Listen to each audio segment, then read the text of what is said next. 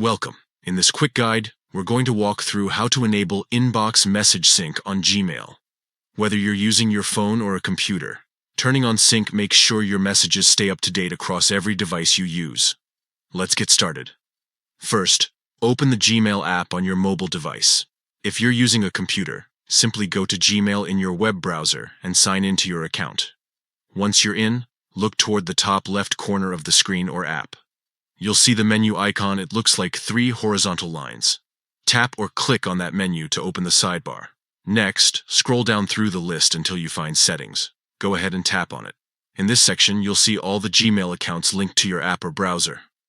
Choose the account where you want to enable Inbox Message Sync. After selecting your Gmail account, scroll down again until you find Inbox Notifications. This is where you can customize how your inbox behaves and how often Gmail updates messages. Tap on Inbox Notifications, and you'll see a few options appear.